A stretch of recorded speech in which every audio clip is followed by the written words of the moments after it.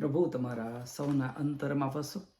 આપણી શુક્રવારની સિરીઝમાં મારા પ્રભુનો સવાલ એ ભાગ 23 હું રજૂ કરતા ખૂબ આનંદની લાગણી એ અનુભવું છું. અને આપ સર્વ જેઓ મને ઉત્તેજન આપો છો તેઓનો હું આ સમયે ખાસ આભાર પણ માનું છું.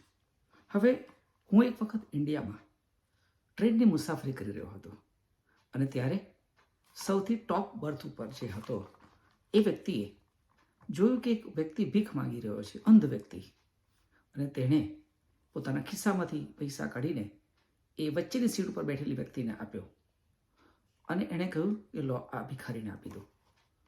અને ત્યાર પછી ભિખારીએ તરત જ જેવા પૈસા મળ્યા કે તરત એણે આશીર્વાદ આપ્યા. અને ત્યારે મારી બાજુમાં બેઠેલા એક ભાઈ એ પેલા ભિખારીને એવું કહી રહ્યા કે ભાઈ, તને તો ઉપરની બર્થવાળાએ પૈસા આપ્યા છે, તું આશીર્વાદ કોને આપી રહ્યો છે કે? અને એવા સમયે જે અંધ વ્યક્તિએ જવાબ આપ્યો ને, એ બહુ ગજબનો જવાબ આપ્યો.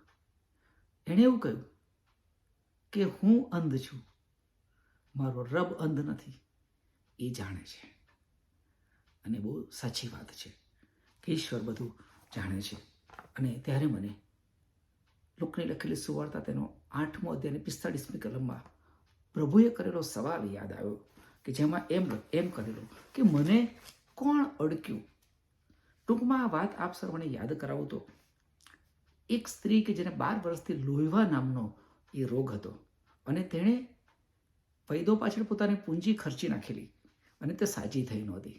તેણે ઈસુ વિશે સાંભળ્યું ત્યારે એણે મનમાં વિચાર્યું કે હું આ વાત ઈસુને કહીશ તો હું કહું કેવી રીતે? બહુ શરમ લાગતી હતી.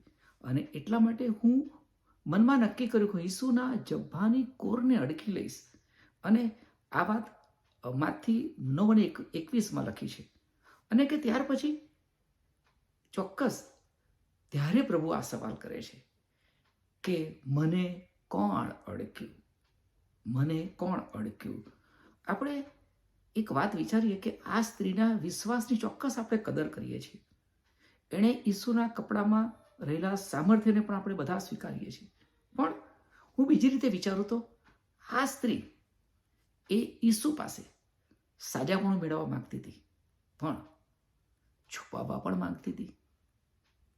ઈસુ પાસેથી સાજાપણાનો આશીર્વાદ લેવા માંગતી હતી, પણ એ વાત કોઈ જાણી ના જાય, હું અને મારો પ્રભુ જ જાણે. એવું ચોક્કસ એનો અભિગમ હું માનું છું જાણી શકું. અને એટલા માટે ઘણી વખત આપણને એવું લાગે, આપણે ઘણી વખત આવું વર્તન કરીએ છીએ કે આપણા દર્દ વિશે, જેના વિશે આપણે કોઈને કહી શકતા નથી, આપણા પ્રશ્નો વિશે આપણે કોઈને કહી શકતા નથી, જેવું પેલી સ્ત્રી અનુભવી હતી. અને એવું જ ઘણી વખત આપણે અનુભવતા હોઈએ છીએ. લાંબા સમયથી આપણી મુશ્કેલીઓ હતી ને પ્રભુએ આપણી મુશ્કેલી દૂર કરી છે. અને આપણે લાંબા સમયથી એ પ્રશ્નોમાંથી જકડાયેલા હતા, મૂંઝાયેલા હતા, અને પ્રભુએ રસ્તો કર્યો છે અને એ વાત દૂર થઈ ગઈ છે આપણાથી. એ પ્રશ્નો ચાલ્યા ગયા છે. તો આપણે એ સાક્ષી આપી છે. અને જો સાક્ષી નથી આપી વલાઓ, તો યાદ રાખજો કે આપણે પણ પેલી સ્ત્રીના જેવું વલણ અપનાવી રહ્યા છીએ. અને જ્યારે તમારા પ્રશ્નો હલ થયા છે, સમસ્યાઓ દૂર થઈ છે, પછી ચાહે કુટુંબને લગતા હોય, બાળકોને લગતા હોય, તમારા વ્યક્તિગત જીવનને લગતા હોય, રોજગારીને લગતા હોય, ગમે તે કેમ ના હોય, તો એ તમે ને તમારો પ્રભુ જાણે એવું જ નહીં, બીજાને પણ જણાવો કે છે કે. અને તેનાથી વાત મને પ્રેરિતોના કૃત્યોની વાત યાદ છે. પ્રેરિતોના કૃત્યો તેના 4થા અધ્યાયમાં આ વાત લખી છે કે પુનરુત્થાન પામ્યા પછી પિતર અને યોહાન ને બધા શિષ્યો એ પ્રભુની વાત પ્રગટ કરી રહ્યા. અને પિતર અને યોહાન જ્યારે પ્રભુની વાત પ્રગટ કરી રહ્યા ત્યારે એના લીધે એમના પર, પ્રભુ ઈસુ પર વિશ્વાસ કરનારોની સંખ્યા કહે છે કે દિવસે ને દિવસે વધતી જતી હતી. અને ત્યારે શાસ્ત્રીઓ, ફરોશીઓ અને પ્રમુખ યાજકો કે જેમણે આવીને આ 2 શિષ્યોને પકડ્યા અને કહ્યું યોહાનને અને પિતરને કે તમારે બોધ કરતા ઈસુનું નામ બિલકુલ લેવું નહીં. અને ત્યારે એમણે જે જવાબ આપેલો એ બહુ ગજબનો જવાબ આપેલો. એમણે એવું કહ્યું છે કે અમે જે જોયું છે, અમે જે સાંભળ્યું છે, એ અમારાથી કયા વિના રહેવાય તેમ નથી. અને કેટલી સાચી વાત. જો આપણા જીવનમાં પ્રભુએ અદ્ભુત કામો કર્યા છે તો આપણે બીજાને ન જણાવીને પાપ તો નથી કરતા ને. વિચારજો ભલાઓ, સાક્ષી આપો. તમારી સાક્ષી બીજાને ઉત્તેજન અને હિંમત પૂરા પાડશે. અને એટલા માટે ભજન સંગ્રહમાં આપણે પેલું ગીત કહીએ છીએ કે સાક્ષી આપતા રહો નિત્ય, સાક્ષી આપતા રહો, સાક્ષી આપતા રહો નિત્ય, સાક્ષી આપતા રહો, પ્રભુ તમને માન્ય કરશે, સાક્ષી આપો તો.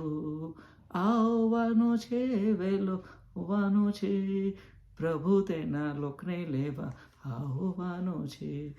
પ્રભુ સાક્ષી આપવા માટે આપ સર્વને, મને, બધાને હિંમત અને બળ પૂરા પાડો. ફરી આવતા શુક્રવારે આપણે વાલાઓ મળીશું. ત્યાં સુધી મારો વાલો ઈસુ તમારી બધાની અને તમારા કુટુંબીજનોની સંભાળ રાખો. આમીન.